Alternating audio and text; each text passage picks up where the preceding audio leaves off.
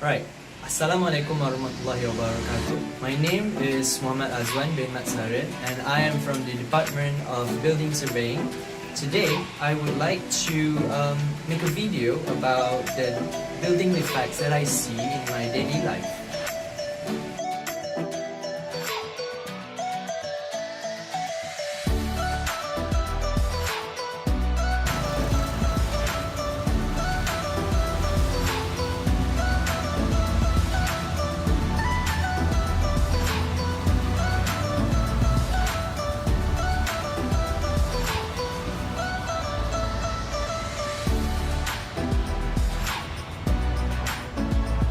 So the first defect that I'll be talking about is the roof tile cracking and failure.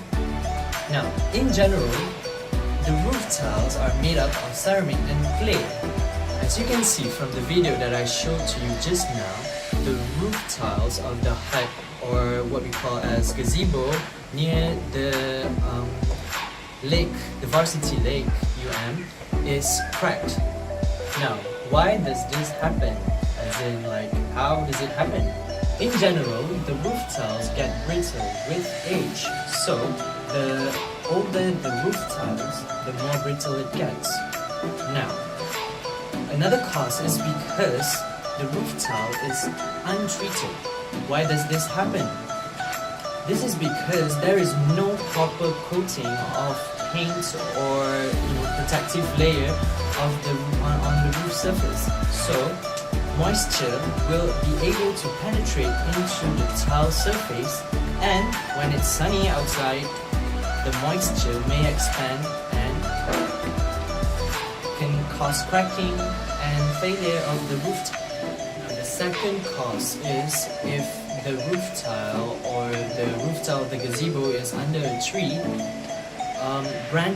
old branches might fall in the roof tile and cause it to break. This is very dangerous for the people who is sitting under the roof because it may harm their safety. Now, how do you fix this broken roof tile or cracked roof tile? First, you take out all the broken roof tiles and you force out any nails if there's any. And then you put a small amount of roofing cement along the underside of the replacement area, and then you slide into the new roof tile in place. What happens if you don't fix this cracking? Now, I might say that the wood under the roof tile might rot due to moisture and exposure to the sun. And then the second one is you might develop mold or mildew, maybe in the structure of the gazebo or the hut, maybe.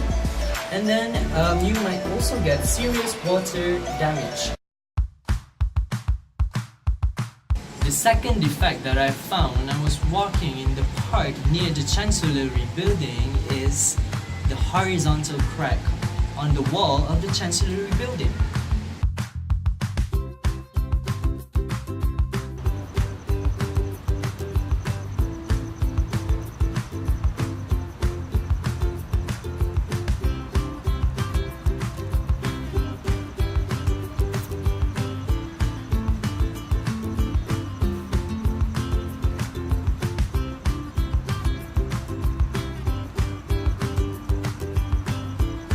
The video that I just showed to you, you can see the horizontal crack that is originating from the ground gradually going up, which is quite dangerous because it may affect the structure of the building. Turning a blind eye to cracks in wall, especially cracks like the one that I just showed to you, means you're missing the warning sign for serious and ongoing structural damage caused probably by subsidence.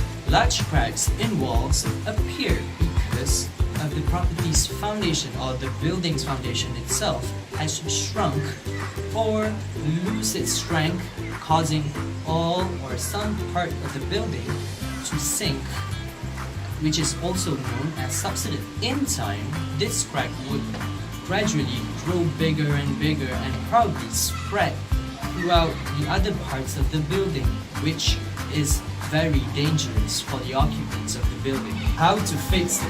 The best long-term solution for fixing large cracks like this is to lift, re-level, and re-support the buildings. The level correction process of this is called underpinning. Now, the third defect that I found while walking around the Chancellery building is what we call the organic growth on the walls of the building.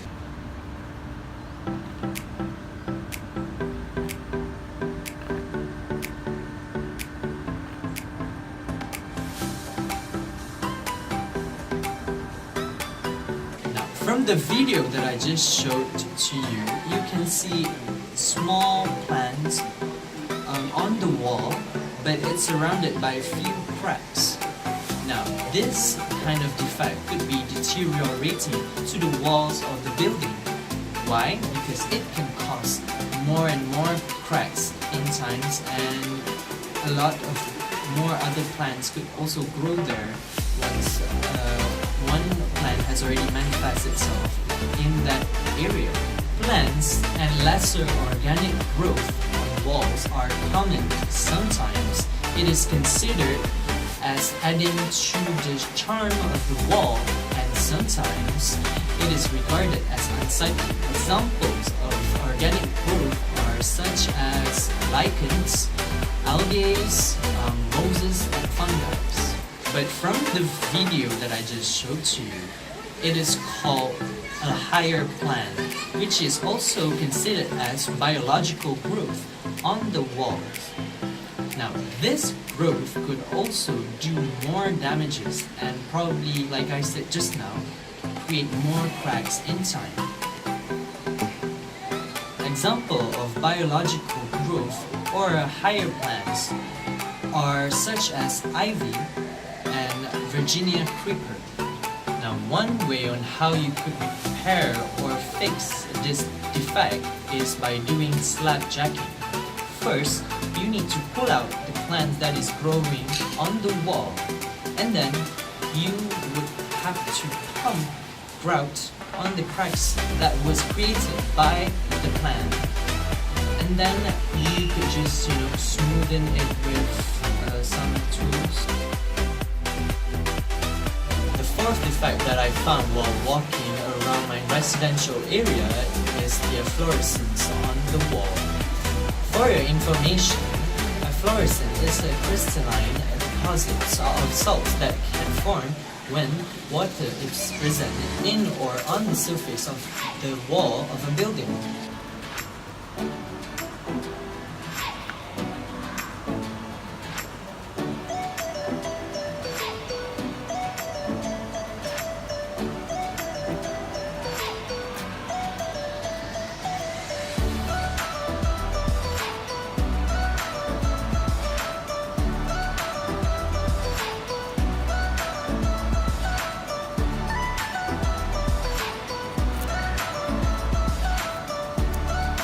See from the video on the wall, they are white or grayish tint and consist of salt deposit left behind on the surface of the wall. This happens when there is water in the wall and the water evaporates from the wall and to the outside environment. This kind of defect requires a special care for it to be treated. For your information, there are 3 conditions where efflorescence needs to happen.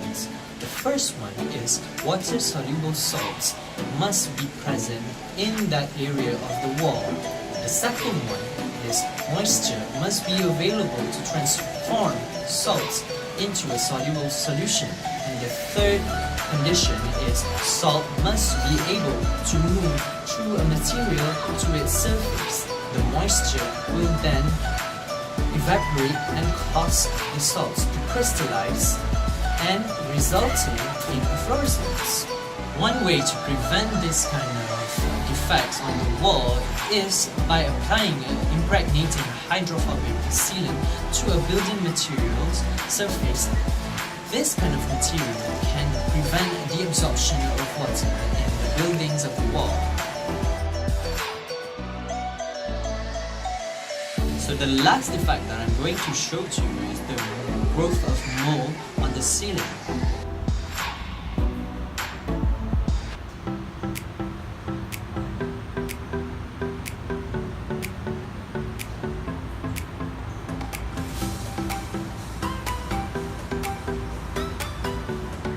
As you can see from the video that I just showed to you, there are lots and lots of mold on the ceiling of the toilet in the library, in the main library of University of Malaya.